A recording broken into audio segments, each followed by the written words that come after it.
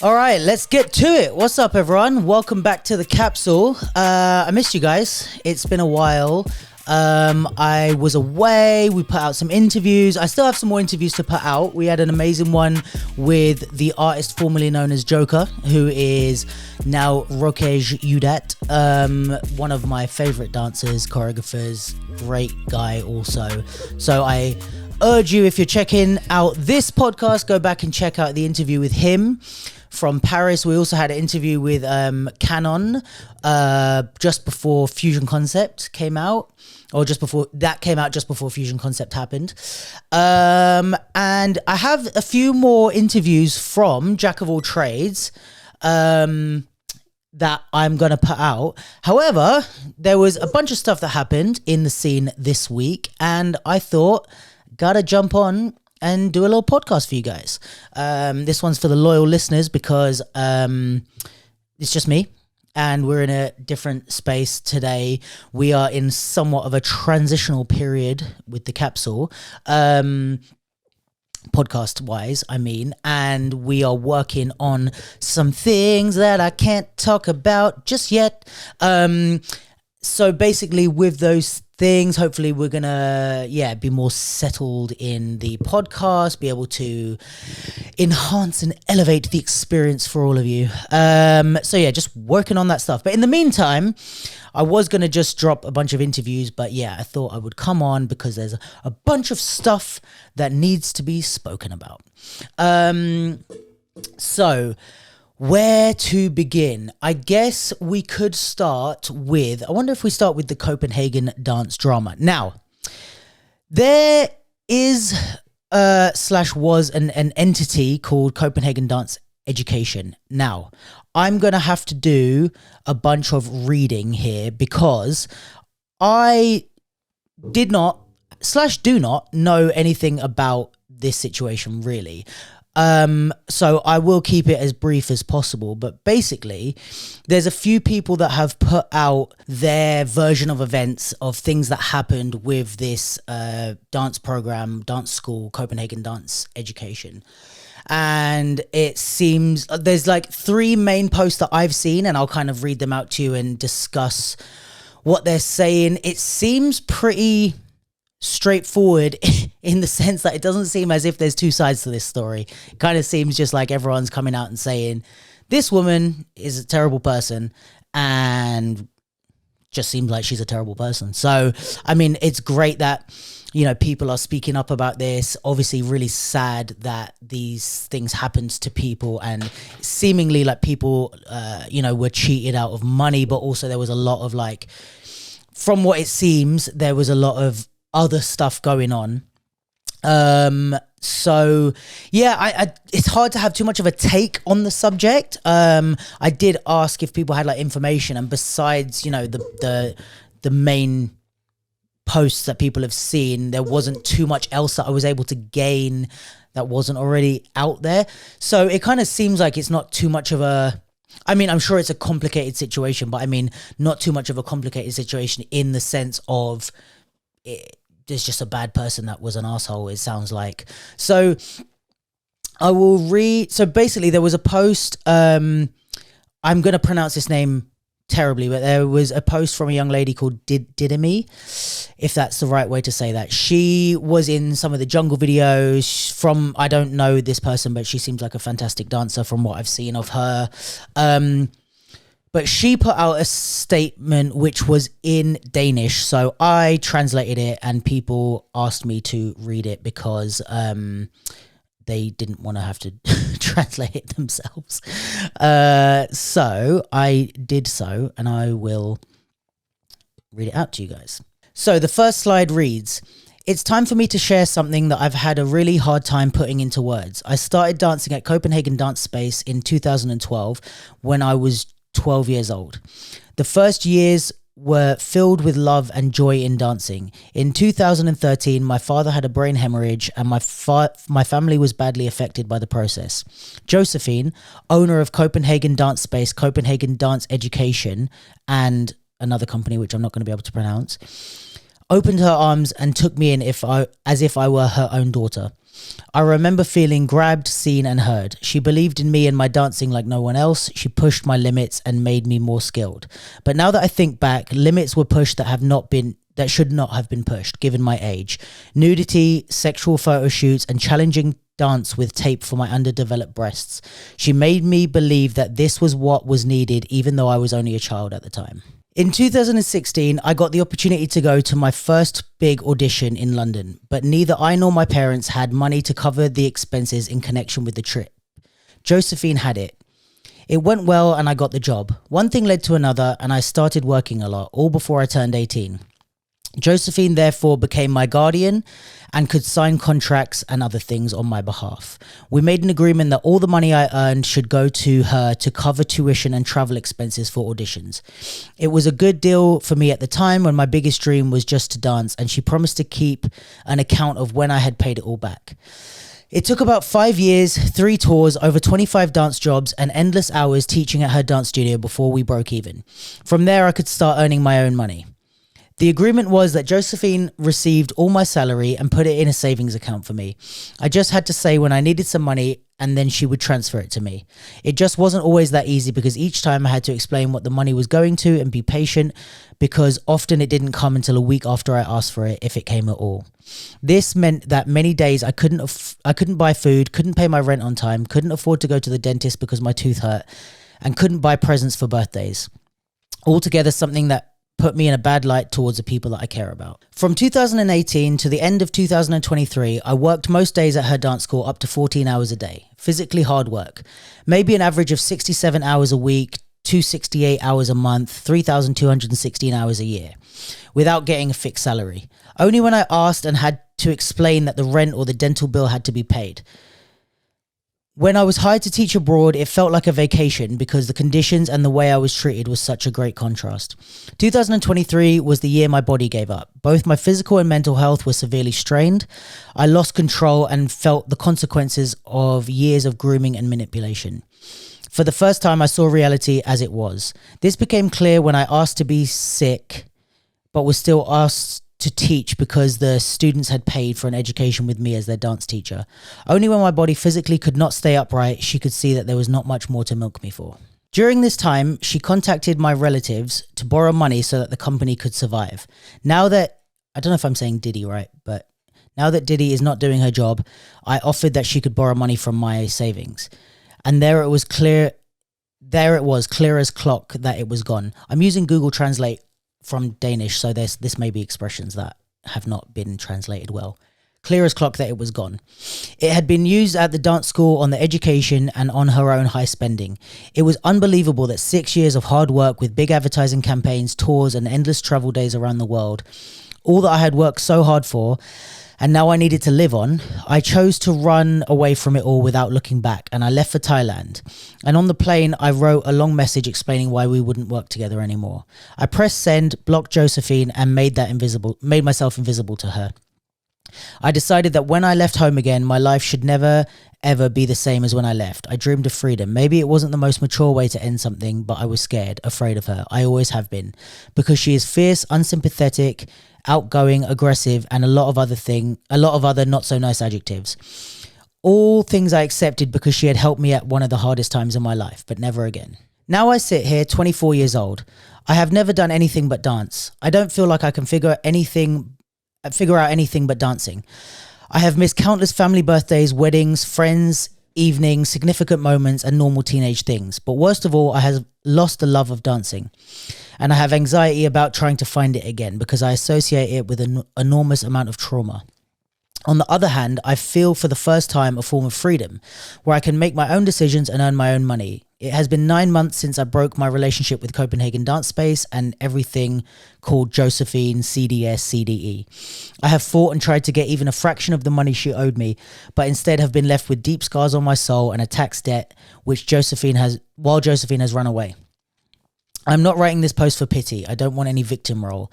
I share this because it will be a small patch on a huge wound that other vulnerable young people with big dreams do not end up in the same position. Because if there is something no one should take away from you, it is the dreams that get you through the difficult times. The ones that make you feel like you have something to fight for, those who pave the way for you. Dreams move mountains, and that is probably her biggest crime. All the dreams she has extinguished for young people who have only just learned to dream. I know that many dancers have started dancing at Copenhagen Dance Space or got a relationship because of with Josephine because of me. I am endlessly sorry for having been the face of a fraudster, and it has choked me. It still chokes me up.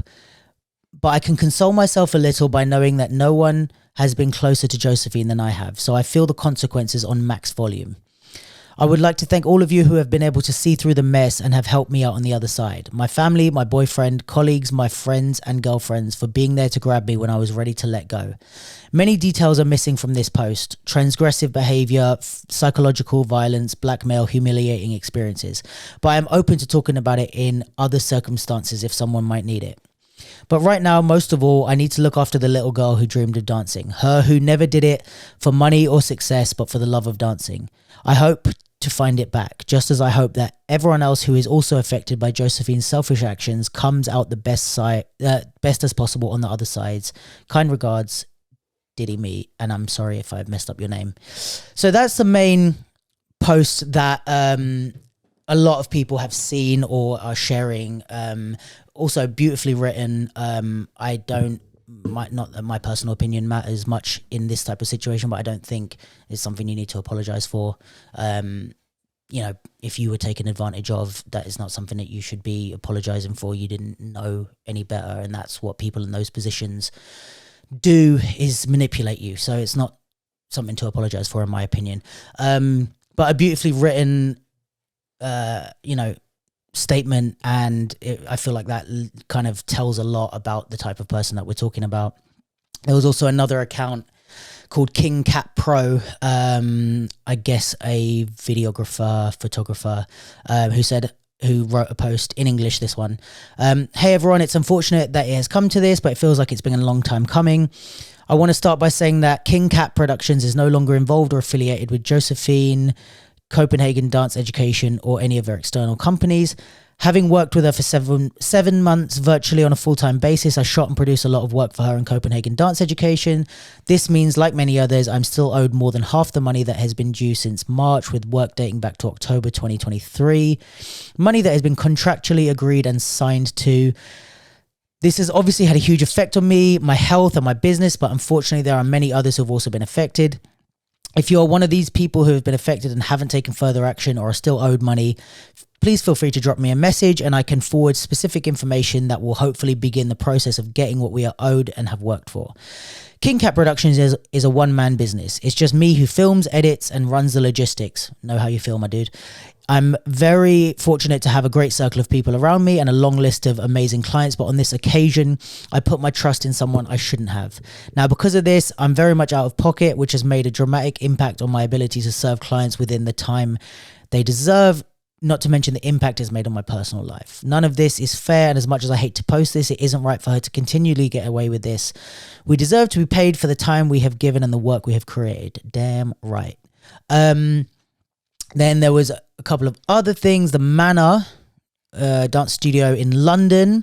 Shout out to the Manor. Looks like a beautiful space. I have not been able to visit as yet. They put out a statement. I'm not going to read the whole thing, but it says, come to our attention that Copenhagen Dance Education has announced plans to launch a London program at our school in January 2025.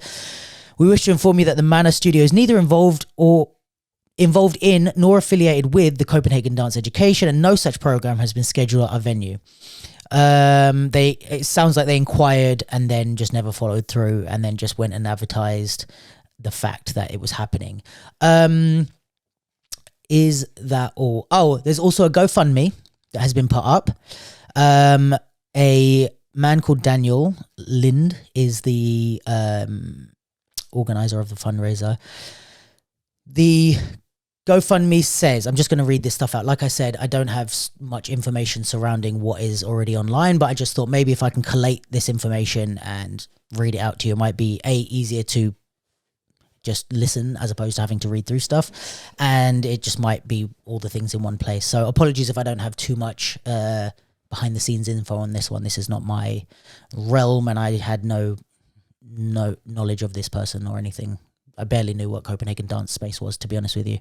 So the GoFundMe says this fundraiser is for around 50 minors and young adults from all over the world who are attending the dance education, Copenhagen Dance Education, 2024-2025.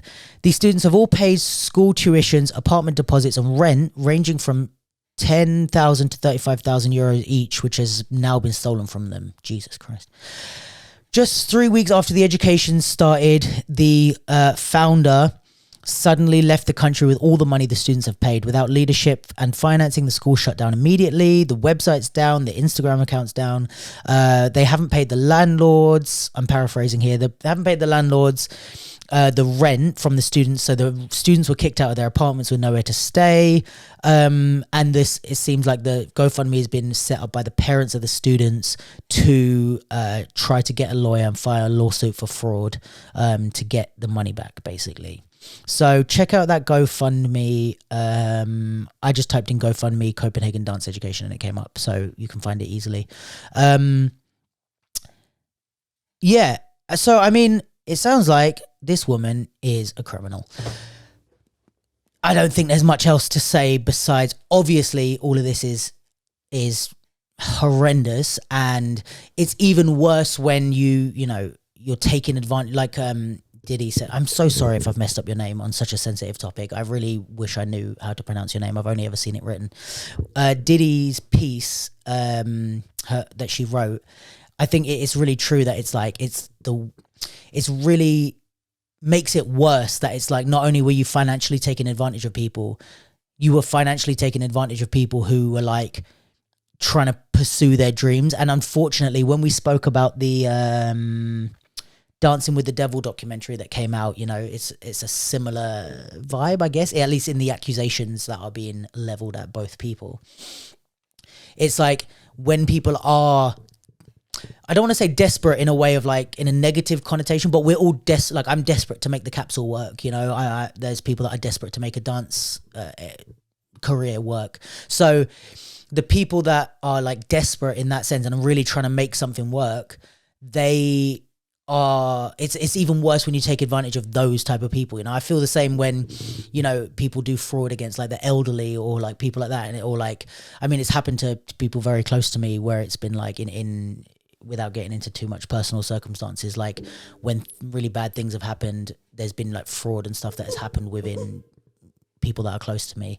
And I just think that's the fucking shittiest thing, when someone's in a really vulnerable state and you use that to get money. It's like, not that I think it's much better to just, if you defraud like I don't know, there's people that like embezzle from like big companies or whatever. I don't think that's better, but in a way it kind of is, what I mean? It's like if you're going to do a crime, it's like, okay, I don't want to be like one of those guys that's like, yeah, those companies can afford it, they deserve to be. It's like they don't, even if they are big like hedge fund, whatever companies. But it's like, I don't know, something about it feels better than when you defraud like an old woman or like a young dancer who's just trying to do their best and have, kind of shatter their hopes and dreams. And it is true that shit like that will affect people for the rest of their life. So yeah, I fucking hope she gets the consequences of her actions, and I hope that the people that are, affected by this kind of find a way to like come together, find a way to get through it. I think this one of the money is always going to be a terrible thing, and that really affects people's lives. But I think, even more than that, it's like the emotional scarring and when people talk about like losing their love of dance because of that, like dance is supposed to be like an escape from shit like that and from real life. So it's like, not to verge into like hippie land, but it's almost like a sacred thing to me of like, this is supposed to be our escape, not where these fucking people come in and I don't know, ruin the shit. So yeah, that is all there is to say on that. And like I said, I really hope that the best possible outcome from here happens for everyone involved, whether that is them getting through it and feeling good, and whether that is also her getting everything that's coming to her. So yeah, that is that. We shall now move on to maybe some more lighter topics, but maybe not. Let's see where it goes. We don't know how light or not light this is going to get. So the next thing we have is the House Dance documentary that came out. It's on Mixmag's YouTube page, and it's called Jack Union, the history of the UK house dance scene, Mixmag Originals. It was directed by Chiara Romelli, someone I've known for a little while, lovely person. But I just wanted to give this a shout out because it's a really interesting documentary, really good in terms of like educating ourselves on different styles. But also I think beyond just the quality of it, I think it's so important that people do stuff like this and like take it upon themselves to like document the things that they're involved in and that they have access to. I think, you know, whenever people come into the dance scene, the hip hop street dance scene, a lot of times, especially when I was younger, the first thing you get is like documentaries to go and watch. You get your homework, you know, it's like go and, I don't know, we'll look at Wrecking Shop, go and look at Freshest Kids, like go and look at, I don't know, there's a ton of documentaries, depending on what dance style, what culture, what area you're trying to look at. There's documentaries for all of it. And I think what's a shame is almost with the over documentation of life now, in the sense that, you know, everybody's taking pictures of everything and putting it on Insta stories and putting it on their Instagram and filming events and blah, blah, blah, all this, right? Is like, there's almost, I don't know if this is the right expression, but like, you know, when you say like you're missing the forest for the trees, it's like, it's kind of like that, where it's like, we're documenting so much, but we're actually not documenting any of it in a way. Like, yes, there'll be documentation, but for people to piece together what things were like in 2023 in another 50 years is actually going to be really, really difficult, because it's like, they're going to, what are you going to do? Go through like thousands of Insta stories to try and piece together who the best dancers were or how this music evolved or whatever. Like, we still, no matter how much we're online and YouTube is a thing and blah, blah, blah, we still need to document this stuff a lot. And that's what the podcast was born from. That's kind of what I want to do with the capsule. So this really, you know, there's a few things like Angelica from Disconnection did some documentaries on whacking. I thought that was great. I definitely want to like talk about those. I actually want to have her on the podcast at some point. And yeah, I think this is another thing in that, is like, it talks about the house dance scene with people like In the House, Renegade, people like that, who are like part of this culture. And I think it's something that I'm so glad someone took the initiative to do and to document, because yeah, it's going to help people understand the growth. Like, you're going to have house dance documentaries from back in the day, but you also need them not only from now, but from different places in the world. Like London especially is, I find, such a, maybe like a underrated or under-documented in our scene, like culturally rich place. Like the whole way that like we're not dependent on the American version of hip hop culture, because it grew organically here. There's a lot of places that don't actually have hip hop culture. They just have an imported version from the States. And in London, I don't think that's the case. Yes, it came over here from the States and there was a lot of influence, but we also have a lot of our own original influences and different cultures, like dancehall culture and stuff, that have like influenced the way that London expresses hip hop very organically. And I think that also translates to house, translates to a bunch of other stuff. And I think that is really important to document and also to be aware of. Like, we're not just, again, it's the same with anything. In the same way that people are like, oh, know your history and understand like hip hop culture and all this. And it's like, yeah, sure. Understand the history of where the culture came from, but also understand your history and your culture. And I'm not saying that even in a dance sense of like, you don't have to know, you don't have to be able to list every OG in the whole world. That's not the way it works, but it's like understanding the culture and your place in it is way easier when you have documentaries like this. Especially if you're not out at clubs and that type of stuff. So Yeah, I mean, this is just great. This is fucking fantastic, and I think it's huge. Like, for someone to do this is like a huge thing that is gonna be part of the dance scene's history, and people are gonna reference this documentary, and people are gonna learn from this in 50 years, 100 years, etc. It's like, at the time, you don't know how big something is until, you know, it becomes history. So yeah, I just wanted to say massive shout out to Kiara for taking the initiative to do that, and everyone should go watch it. It's very sick. Okay, so the next thing we can get on to is, so BC1 UK happened this weekend. Quite the hot topic.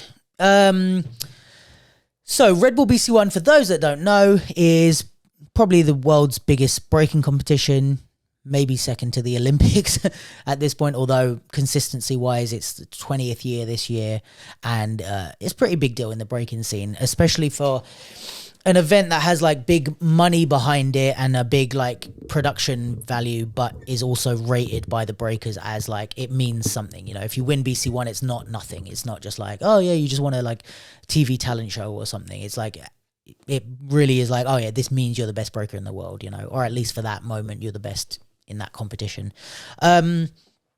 So around the world, they do Cyphers, which is basically what they call qualifications. So you qualify at your Cypher, and then you go to the world finals, basically. It used to be, I think a long time ago, I don't remember when it was, but I think it used to be that there was country Cyphers, and then you'd go to like the European Cypher or the continental Cypher, and then you'd go, or I don't know if that was when that happened, but I'm pretty sure that happened. Anyway, so BC1 UK happened this year, and the way that it was set up is that it was a 2-day event, and on the Saturday you had the qualifiers for the Cypher. So the Cypher had 8 wild cards, which are Red Bull's way of saying guest battlers. It's the same thing, but they're called wild cards, and they had 8. And as you may or may not know, most battles have a top 16, if there's enough good dancers to qualify a top 16. So they had 8 wild cards, and then they qualify another 8 to battle in the top 16. So that makes up the top 16. In order to get that 8, what Red Bull did is the day before, and they've done this, I think, a few years, the day before, they have a prelim.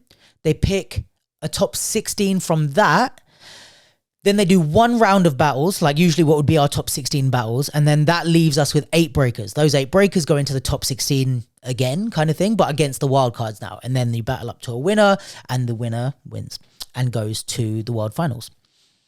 So the first thing, I guess, is to say congratulations to Solid and Cry6, who won the battles on the Sunday.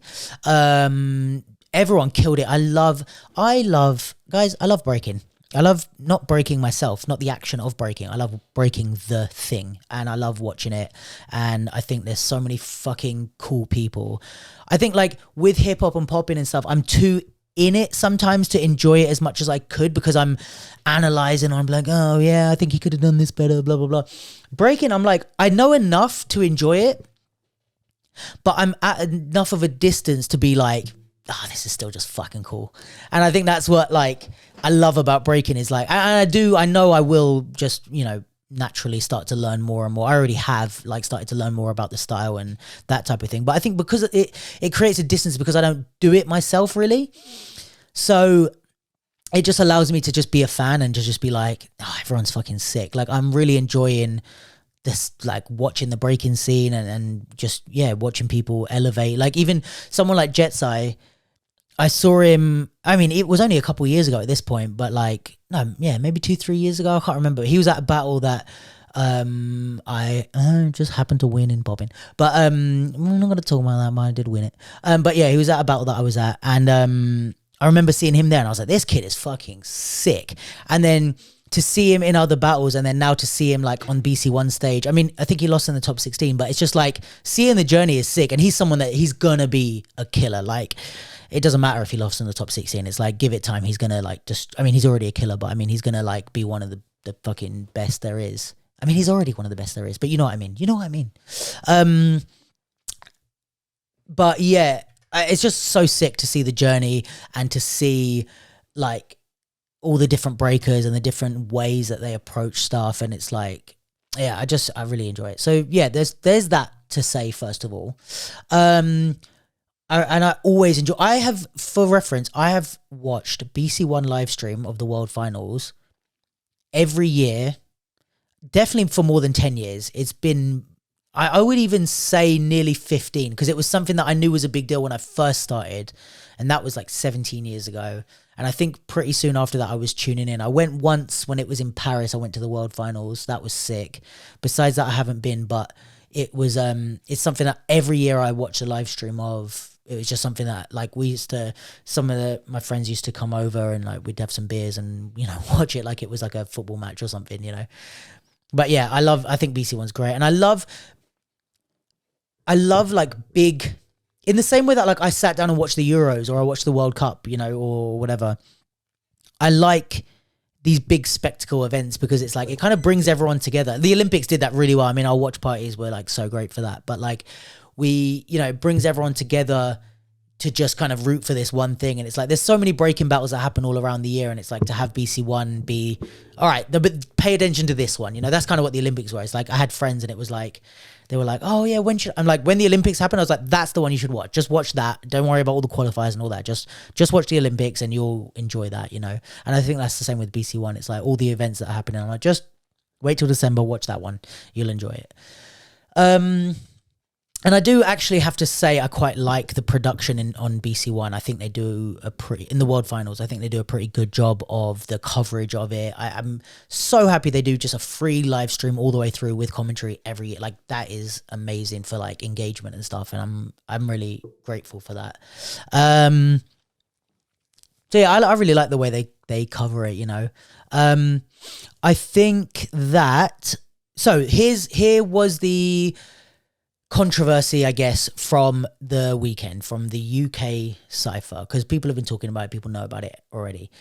The Saturday qualifier, which was for the prelims and just the top 16 battle, was held in a place in London called Leek Street Tunnel. Leek Street Tunnel is fairly well known. It's not like a tourist attraction, but it's fairly well known, especially in the dance scene, because it's a big, long tunnel by Waterloo Station, and it's like there's graffiti everywhere. I don't know what the rules are, but like people are allowed to graffiti there, I guess. It's just covered in graffiti, so everyone calls it the graffiti tunnel in Waterloo. It was held there in the middle, and the controversy came because the setup was a Red Bull sticker but directly onto the concrete. Now, for those of you that don't know breaking, the reason that this is an issue, and breakers, correct me if I'm wrong in the comments, the reason this is an issue is because breaking obviously started outside on the streets on the concrete, sure. However, the style has evolved with the facilities, I guess. It's like, you know, there's a thing that like goldfish grow to the size of the bowl. Like no matter what size, like they'll grow bigger if you give them a bigger bowl. That's kind of what breaking did. Like the bigger the bowl got, the bigger the style got, the more that was possible. Like people were training in better facilities. It's like they weren't creating like fucking one-handed air flares like out on the concrete. You know, that was like, I again, maybe I'm wrong, but like it grew with the facilities. So now it's kind of hard to go back, even if that is where it started. So there are, besides like just normal health and safety, which is now with the evolution of breaking into a sport, art, sport, whatever, let's have that whole debate. But, you know, with that evolution, it's now like, all right, we're not going to accept just kind of like breaking on the concrete and stuff, because even if I don't hurt myself in a big way, if I scrape my foot or something, it's like I want to be as protected as possible, and that's what people are used to now, is sprung floors and whatever. The other thing is that now that the style has evolved, those people who involve a lot of power moves in their dance is not the sort of thing they would do on concrete, as I was saying. So now when it comes to a qualifier like this, in a way you might slightly favor it might the venue might slightly favor footworky type of people. You not necessarily that powerheads can't do it there, but now if you're a power person, you're making a choice of either I just go all out, and if I get injured by landing flat on my back on the concrete, so be it, or you're holding back, in which case you're kind of handicapped in that like way where it's like your thing that you train all year round, you're now not allowed to use it. So you have that handicap of like, you can break, but you can't do the stuff that you specialize in. Do you know what I mean? Or you can, but you're risking injury. So people weren't too happy about that. Sunday, from everything I saw and heard, was fine. There was a nice stage, a lovely, beautiful venue called The Brewery, next to Barbican. With the Sunday, here, how can I say what I want to say? I think the criticisms are valid. I think that is not the best way to hold that qualifier. I think that at this point you do need some type of flooring, you know. I think I also want to try and talk about both sides. I understand from Red Bull, because Leek Street Tunnel is a big, you would say it like it has a lot of footfall. And what that means is that people naturally walk past there. And when people naturally walk past somewhere a lot, it's like shops that are on like a main high street as opposed to like round a corner. If people are naturally walking past, you have more chance of them stopping to watch. And that's what a lot of times these brands are doing these things for, is to get eyes on the product and the dancers and the community. I think that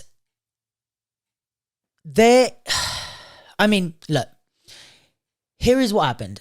A lot of people saw that, were not happy, and then went home that evening and went on social media and were blasting Red Bull, which is your right. Totally fine. I've blasted companies, productions, all sorts on here. However, the only distinction I'll make is I try to have a longer, more nuanced take. When you just Insta story something, you're not kind of showing both sides. However, still you're right. Now,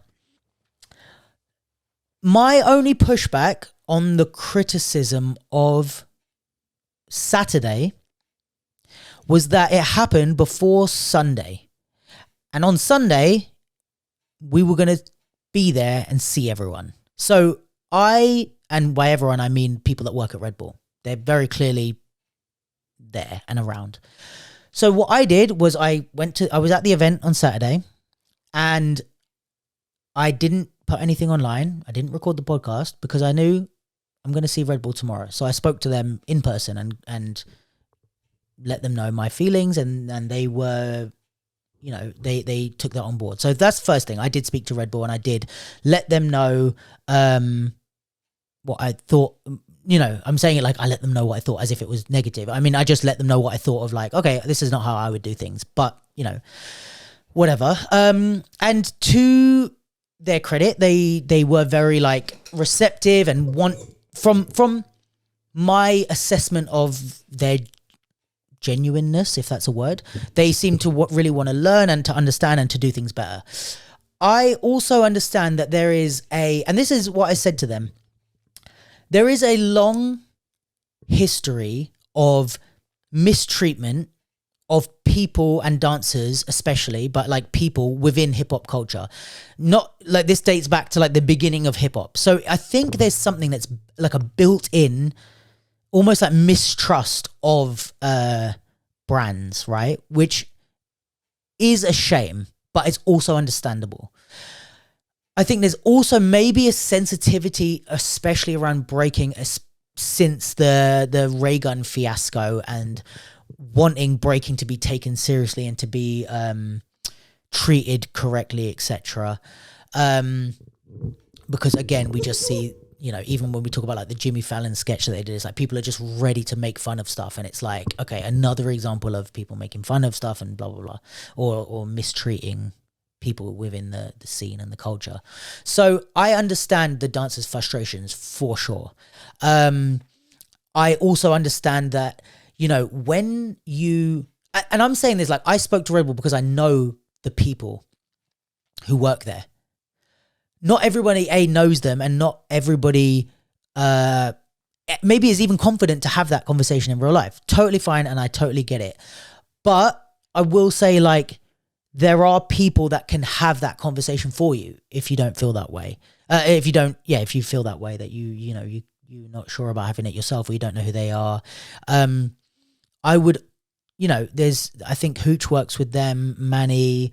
There's other people. I mean, Clara works on Dance Your Style, but there's people that their job is to be the go-betweens and to understand. So I think there's nothing wrong with complaining. I think it's just a way to do it. Not that you can't do it in your way and do all the Insta stories. I just think that there's a way that it's like the maximum effect will come from that. And the thing you have to remember is, and the thing that they have to remember also, is that we are not, if somebody runs an event and you know the organizer and you're not happy, you can go and talk to them. You know who they are. They're the face of the event, and you can say, hey, I didn't like this. And they say, oh, okay, cool, or whatever. When it's Red Bull, all you see is a huge global brand, right? And I think this is one of the things that, like, they have to bear in mind as well, is that when dancers feel hard done by, there are a team of people that put these events together. However, they're acting under a global brand, and that brand is very intimidating for the dance community, right? So when there's something that doesn't feel right, it's very easy to get to that point of, like, feeling like, all right, if I'm going to, like, go after them, or if I'm going to say something, I need to swing big because this is a huge global brand that are ready to crush me. And there's such a, this stereotype, or this, I mean, warranted or not, there's a stereotype of, like, these big brands that are just ready to crush the little person and don't care, and they just only care about money and all that. There's elements of that are true and false in every situation. But it is like these, you want to swing big because you're like, I need to, that if they want to, they're going to, steamroll me. But what is the unfortunate side effect is, like, there is actually a team of people behind that brand, whether it's at the top global level, whether it's at the UK level, who actually a lot of times care, like, they may be restricted by their jobs, roles, or what they can and can't do. They may be restricted by budgets. They may be restricted by logistics. And there's a lot that they might not be able to do, or might be able to do, but they might actually care as human people. And I think we have this impression that, like, you can't reason with big brands. Like, they'll just do what they want anyway, and you have to, like, grab it. And it's like, yeah, there is, when you're doing business with people who are professionals at doing business, you have to have your wits about you. However, you also can appeal to, like, the human and compassionate side of people, and sending an email to the right person, politely worded, going and having a conversation with people does go a long way, and it does go up the chain of command, and it does filter through, hey, these dancers came to us in a really professional way and said this, or we got a lot of complaints through email that were well written, or whatever. Those things go a long way to being like, okay, well, you're respecting us, and we're going to try and respect you. It is a two-way street. I'm not saying any of that to say that people shouldn't feel the way they feel about the Saturday. I mean, it was not the best. And there is health and safety risks to that, because breaking shouldn't in this day and age be done on concrete. There's also, like, aesthetic, not risks, but, like, as in, it just wasn't that of a pleasant environment, to be in, even in terms of, like, where do you leave your bags, or like, where can the dancers go backstage in between like, if you get through prelims but you haven't battled yet, can you go somewhere? Is there, like, refreshments and stuff? There isn't really that type of stuff. So it wasn't the best situation. I just think it's like, because it's not even an overreaction. I was going to say overreaction. It's not. It's a valid reaction. However, it's just, I think the inequality of, like, a huge global brand against people who feel like I'm just a person, and sometimes they are just, individual dancers. It's like you feel like I've got to go for them hardcore, otherwise I'm not going to get anywhere. And it's like sometimes that's true, sometimes it's not, and sometimes you do more damage than good if you're just swinging without a plan. But yeah, all that to say, I did have a talk with the people that I know, and I expressed basically kind of what I'm saying to you now, not too much different from what I told them. And they seem really, willing to take on board the feedback and try things next year. I think what I would say is the way I would run BC1 UK is I would do, because there's the 2-day thing. And I mean, we can also talk about the breakdown the house that happened in the evening that Clara and In the House put on. I loved it last year. I loved it this year. Such a sick event. And I really love that as part of BC1. So guys, just keep that one up. But I think the way I would run BC1 is I wouldn't have it across 2 days. And I think when you're looking at legit, you have to balance like the experience for the dancers and the logistics and the budget and that type of thing. I think rather than, because when you split the budget like that, one of them is going to maybe suffer. And it's easy to be like, oh yeah, they have all the money in the world. And it's like, yeah, kind of, but they don't need to put it into everything. It's like the reality of like, you get allocated a certain amount of budget that you have to work with. It's not the same as being like, oh guys, we're Red Bull, just give us more money. It doesn't really work like that in like corporate land. It's like, has to be approved and it has been set like 3 years in advance, how much your budget you're going to get for this. So as much as people want to be like, oh yeah, just get more money, it doesn't always work like that. However, you can be smart about how you allocate the budget that you're given. What I would do, in my humble opinion, is put everything on one day. I would do that because I think I understand their reasoning of like, all right, if you do the prelims and the top 16 on one day, you give the dancers a chance to rest, blah, blah, blah. Sure, but also most breaking events or most dance events have guest battlers, right? That's always been a thing. So while the wildcards at BC1 would UK would get a slightly easier ride in the sense that they don't have to do prelims, that's just what guest battlers are. It's like, that's always been the thing. That's why it's a thing to be a guest. You could either do it one of two ways. You could do the prelims, choose 8 only from the prelims, and then put them into the top 16 against the wildcard straight away. So you do prelims in the day before the evening event starts. And then when the evening event starts, you say, here's the 8 wildcards and here's the 8 selected dancers. The other thing you could do is do the prelims and then a top 16 round to find the final 8 and then have those 8 go into the against the wildcards. I think if you do those on the same day, because the BC1 event starts in the evening, it starts at like 7 p.m. and it finished by 10, right? Chances are you have the venue it looked like they had that venue for the whole day. Most times you would book a venue out for the day. They wouldn't really have a 3-hour hire because they need to get in and set stuff up anyway. So I would say start the prelims at 12, have the prelims and then maybe a top 16 and then have a break and then come back for the evening, so you can go eat, stretch, whatever you need to do and then come back for the evening so you have time in between. And then you can prelim and do your first battle or just prelim on the main stage and all the budget can be put into that. And then it makes life easier for everyone. That's what I would do. I don't think the 2-day thing is necessary. It's nice for an audience perspective to have like a whole weekend surrounding it, but I think you could manage to put it all on one day, I think, and have the prelims be on the same stage that the finals are going to be on. I think that would be nice even for the people doing the prelims, even just to get their footage on that big stage and that type of stuff. I think it would go a long way. The other issue is like for Red Bull, and I'm saying this just from my knowledge of running events and stuff, is like they have to get eyeballs on this. So because the event is like, it's always free and like, whatever, they need to get eyeballs because that's the whole kind of point of it, outside of like wanting to do a breaking event, is to like get people in there to watch. So I think also that serves with the prelims and stuff, is like you have people coming for one day just to condense everyone that entered the prelims, everyone that is all doing that, because there's also a danger of like, if you don't get through on the Saturday, you might just not come to Sunday, you might go home or whatever. And even in terms of like travel, if people are coming down for both days, for one day, it means they don't have to like book hotels and travel and blah blah blah. Also, from what I hear, in Dance Your Style and BC1, the wildcards got paid to be there.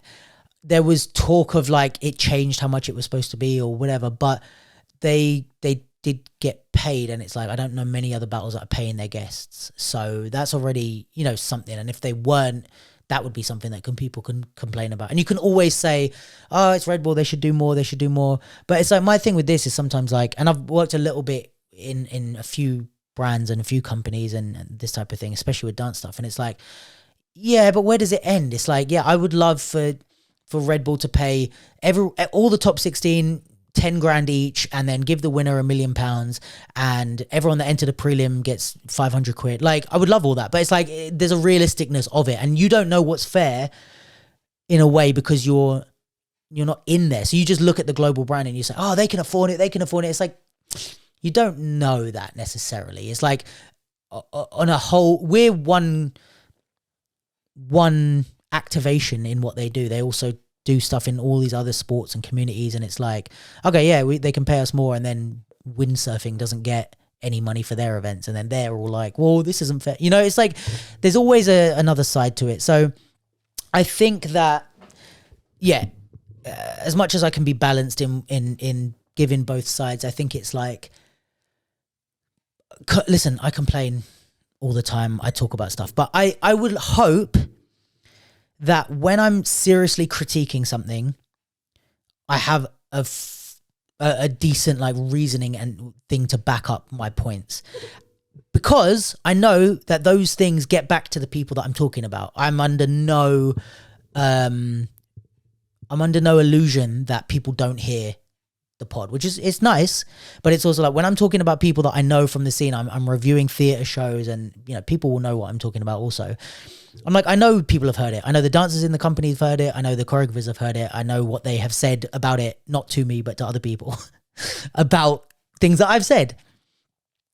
But I think the thing that I kind of rest firm on is like, I explained my point as well as I could have in that moment, right? We can always talk more. But what I didn't do was make a very short Insta story that can be misconstrued and it can, you know, hurt people's feelings or whatever. I tried to explain it as well as I could. And if that hurts your feelings, then, you know, not so be it. But like, that's the best I could have done. I tried my best to explain myself. And I think when we react out of like passion or anger or whatever, again, which is, you're right, it can sometimes come across in a way that's not the most productive. And I think that's, my passion is just like for us to be productive and to get somewhere. It's all well and good taking our anger out on Red Bull, until they don't want to do BC1 UK anymore because it's too much hassle, and the dance community are going to cause a fuss, if you know what I mean. And I'm not saying don't cause a fuss. I'm just saying there's a difference between professionally causing a fuss and just causing a spectacle, if that makes sense. So yeah, that's what I would say. I dealt with it how I dealt with it, by speaking to people. Other people, you know, they did Insta stories, there's the petition and stuff like that. And it's like, cool. I mean, you know, you're within your right to do all those things. It's not my method necessarily, but I think it's just important to remember that there are people at Red Bull that care. And there are people at Nike that care. There are people at, what other brands work with dance? Wherever. Like, there are people in all of these places that do actually care. Whether or not, you know, they're either doing the right things, making the right decisions, or I'm not saying don't hold those people accountable for these things. Do, for sure. But in the same way that it's like, when I critique a piece, there's been pieces that I've really wanted to, like, people that listen to the pod know that I've gone in on some pieces.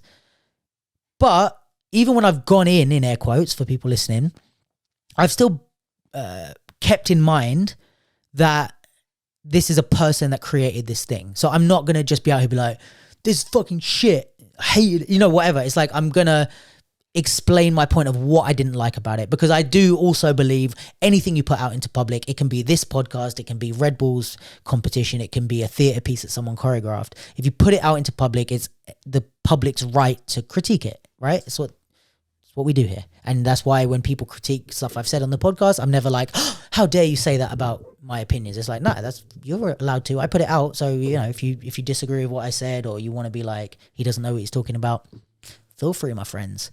But then I have also the right to critique what you critiqued.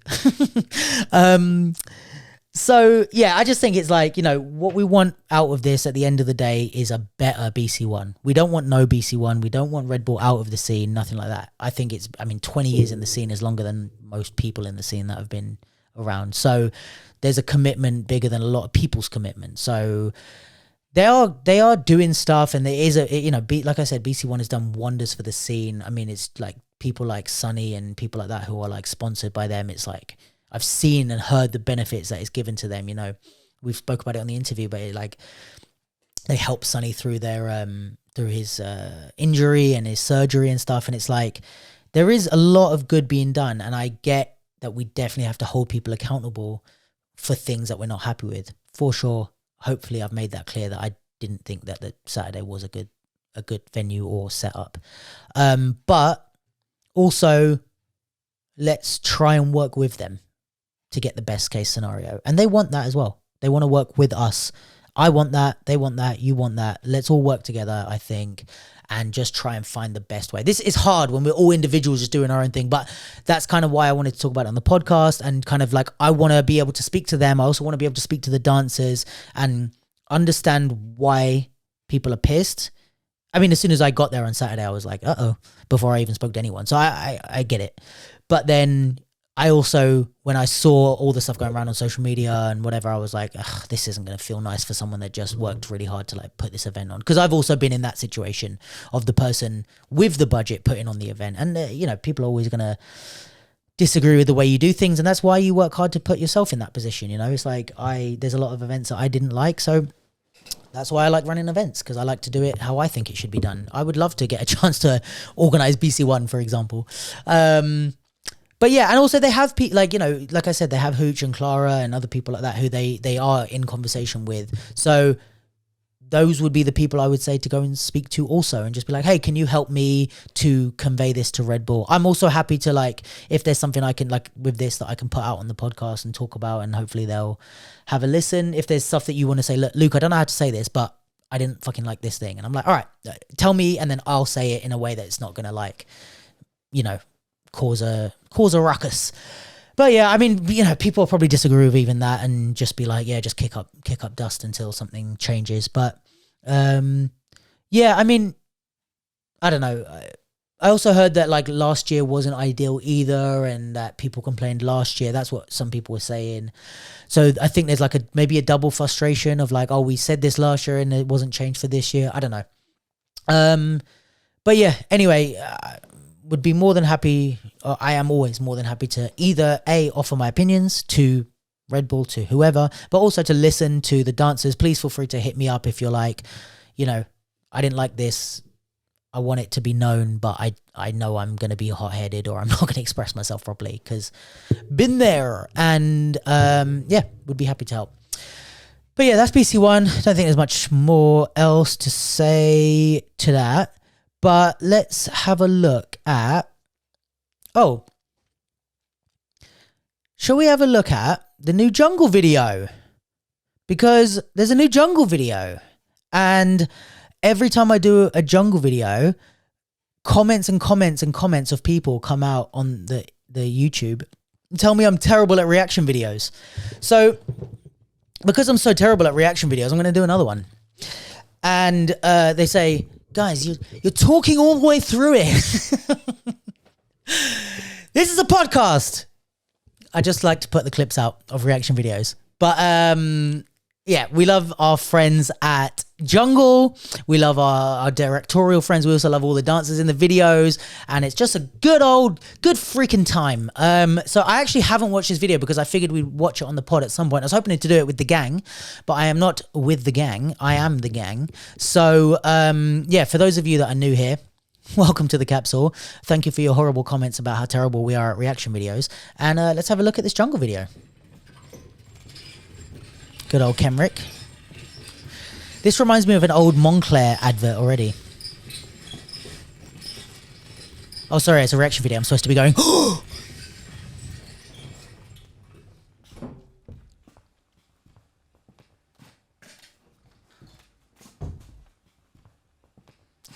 Can't have a jungle video without William West.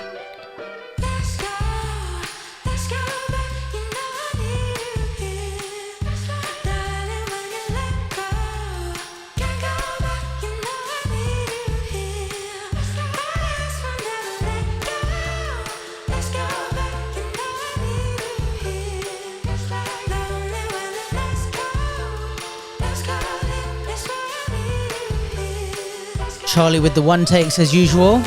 Shout out to Charlie. Go and watch our episode with him, the director of these videos.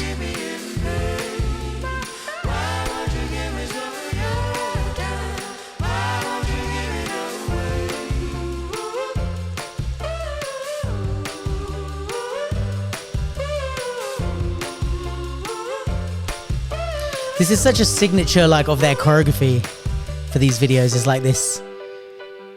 It's almost like 70s, 60s type of vibe. I like it. And the styling and the costumes always on point.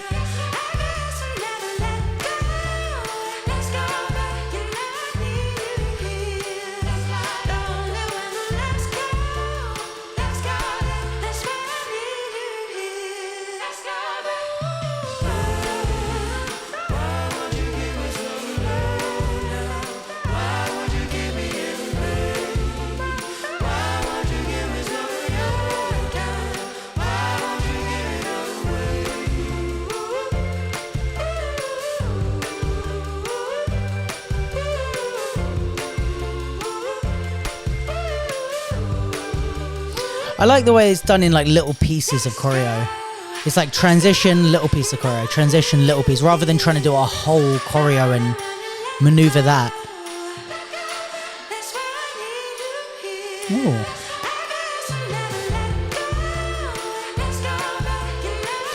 I think we spoke about this before, but they have that, the thing that Paris Goebel does really well, they do in this is like, this like recognizable moves.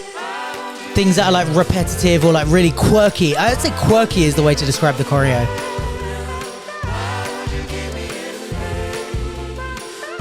And it really like sticks with you because it stands out. It's not like the same moves that you're used to seeing, which I think happens a lot. Let's go, Kenrick. For those that don't know, this guy is a legend in our community. Even if he had a small little cameo. I mean, so is Will. But Kenrick's one of the OGs.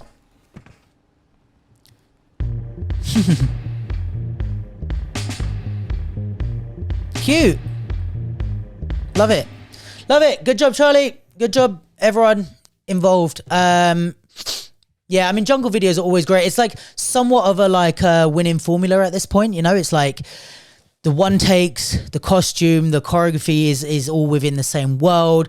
Nice concepts in each one. Yeah, I guess I don't know what the story is or what's I mean, I could speculate on the story or the continuation from the Volcano album, but I'd be interested to see. I would be interested to see, and I'm sure Charlie is going to watch this and be like, don't worry, we've got a plan. But like, I would be interested to see where this, because I think, I mean, Volcano and like even up to now, all of these videos, it's like sick. And I love the formula, but it's like, do you just continue that and it be like, you know, that's the brand. And every time a jungle video comes out for the next 10 years or whatever, that's what you're getting and that's what people come for. Or do you find a way to like elevate it and turn it into something like Volcano was like a visual album, but do they do like, I don't know, like Michael Jackson did one, I forget the type of thing, where it's like, it's a dance film, like from start to finish with almost like acting in between and stuff. And, it becomes a whole actual film with a storyline with dialogue, etc., and it just happens to be like a musical where they dance as well? Or do you change the formula and try, like, okay, what does a jungle video look like if we did edit it and not do a one take? What does it look like if we change the cast? What does it look like if whatever, you know? But yeah, I'd be interested to see the evolution of it. I mean, Charlie is the director, by the way, guys. You should go check him out, and also check our episode where we interviewed him. But I'd be interested to see. No, that's not what I was going to say. He's done other videos that are like not jungle themed, but they still have the Charlie touch, which is like with the one takes and the you know, beautiful backgrounds and interesting venues and stuff. There's been a few that I've seen, you know, we've spoken about a couple of them on here, but where, you know, you have that feeling, but it's just not the jungle specific feeling. So I know he can do different things and evolve it and change it. So I'd just be interested to see where, not that it needs to change necessarily. If it ain't broke, don't fix it. But, yeah, it'd just be interesting to see what the continuation of this is and where it keeps building up to. I almost guarantee there's some plan that they have. But yeah, I mean, those dances are like, you can't go wrong. It's like, I mean, I feel like my friend's dog could choreograph those dances and it would be amazing. So when you have a high level choreographer with them, it's like, it's a easy home run, I would say. I think a lot of times this is what good creative stuff is a result of, is like, you might not know what the thing is going to be. Obviously they do in this sense, but like if you have all the ingredients, like they have like a good director, a good choreographer, amazing dancers, a great stylist, good music. It's like, you can't create anything shit from that. If you wanted to, you could be like, I really want to sabotage this. And it's like, damn it, I created another amazing video. Like it's not really like, when you have all the right ingredients and the right people in the room, it's like, you know, it's kind of like inevitable that you're going to succeed. So I think there's a lesson in that for all of us. Get the right people in the room, work with people that you not only trust, but your tastes align, and yeah, you'll create magic every time. And you don't always need to know what the outcome is or hold on to a specific outcome. It's like, just be with people that you can trust. No matter what we create, it's going to be fire. Unless you have deliverables and a brief, and in which case, do what you're told. But yeah, so jungle reaction video. I'll move on to the next topics. If you watch this as a clip and you hated it, please tell me in the comments. It's great for engagement. But also, if you did like this, please watch the rest of the podcast, because there's more. There's more where this came from, guys. There's like just so much stuff. I just don't stop talking every week for 4 years almost, guys. I've been talking. So if you liked it, tune in, guys. Is there anything else to talk about? Yes, probably. There was a bunch of UK guys that went out to Battle 58. Don't 100% know where in the world it is, but I know that Carl and Kane won, so the 2-on-2 All-Stars, I believe. So congrats to them. Fucking happy to see it. I love to see that generation out there traveling and learning their lessons and you know, going up against some of the best people in the world. And it's like, I think just the week before they went to, Carl and Kane went to, not the week before, maybe a few weeks before, went to Flavorama and lost in the top 16. And then, so it's nice to see that and then see them take a win. It's like, hey man, it's nice to, you know, you got to learn your lessons, but it's also nice to just get some wins and kick people's heads in and be like, we're the fucking best. So yeah, congrats to them. And then in world news, back to you in the studio, Luke. Hi, Luke. In world news, we are going to the Snipes Beyond Doubt battle this weekend. The capsule will be there. Monkey Flip Media will be there. That's all the people that will be there from our camp. But we will be there. If that wasn't clear, we'll be there. And I'm super excited because there is a dance battle that's happening with a 100,000 euro prize money in Paris. And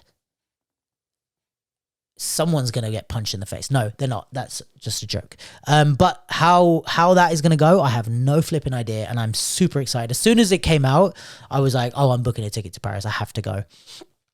We've been told we can get some like behind the scenes access for you guys. So I'll be Insta storying it. So keep an eye on our Insta stories this weekend. And, yeah, so you get a kind of look at what's going on if you can't be there yourselves. I'll try and cover as much as I can without getting, kicked out and my camera destroyed. So yeah, that should be very interesting because I have no idea how that's going to go. 100,000 euros is wild. Is it too much? That's a good question for us to talk about another week. And then the weekend after that, we're going to go to Battle Bad. And I will be there. I'll document a bit, but just going to go back, enjoy the event, maybe see some friends. Battle Bad, I've been there. The first time I was there was 2013, maybe? 2012 even? It was early, and then we ran a UK qualifier for it. I want to say 2015, 16 maybe. 2016, we ran a UK qualifier for it and sent some people over there, and that was fun. And then, yeah, it's just been a while since I've been back, and I do love that event, but I'd recommend Battle Bad. It's a good one. So, yeah, that's happening the weekend after next. And then there's a few other bits coming up, but obviously you can keep an eye out, on our Insta stories, etc. But Vibe Connection is happening in Manchester, 12th of October. Meet in the Middle. I keep calling it Melt in the Middle, and people keep laughing at me. Meet in the Middle battle is happening in Nottingham, 19th and 20th of October. Olu is performing a piece on the 18th and 19th of October. A theatre piece, which is lovely, and I'm excited to be able to check that out. It's at Millfield Theatre, and you can go on her Instagram, Miss Lulu Creates, to check out for tickets, but also to find out more about the piece. But yeah, definitely check that out. And anything else for you guys? My birthday's coming up, 14th of October, so get your presents ready. And yeah, we've got some stuff in the works, guys. I'm working super duper hard behind the scenes and in front of the scenes, but also behind the scenes to build the capsule. I always am, but now things are starting to work. We're having some conversations about various things to support the podcast and the platform itself. So if you're a loyal listener, keep tuning in. I love you. I'm building this and the offering, and there's so much more exciting things to come. And yeah, just if you every little helps. So all the comments that you leave, if you listen, you can now leave comments on Spotify as well. So if you listen and you want to leave a comment about the episode, if you want to leave a comment about on the YouTube, if you want to follow our social media, tell a friend, tag us in stuff that you want us to share, or if you listen to the pod and you enjoyed it and you want to like do a little Insta story saying, oh, just listening to the capsule, hey, don't mind me, just listening to the capsule. It makes us look good. It shows that it's interesting to people and stuff like that. So yeah, every little helps is my Tesco slogan for you guys today. But yeah, well, I'll wrap it up there because it's just me and I don't know how interesting it is when I'm just by myself talking. Tell me if you like it. Tell me if you prefer it. Also, we didn't talk about the 3 years. We passed the 3-year anniversary of the capsule. So, yeah, massive thank you for everyone for rocking with us for 3 years. Many, many more years to come, hopefully. But yeah, I'm glad we made it this far. And yeah, I won't talk about that too much. We've also got the 200th episode coming up, and hopefully I'm going to time it well enough to do something fun for that. But yeah, lots of milestones, lots of landmarks, lots of exciting potential in the future. And yeah, love you everyone who listens, and loyal listeners, non-loyal listeners, people that came here to make fun of me after listening to the reaction video, etc. I love you all. Thanks for tuning in. This has been The Capsule. Catch you next week.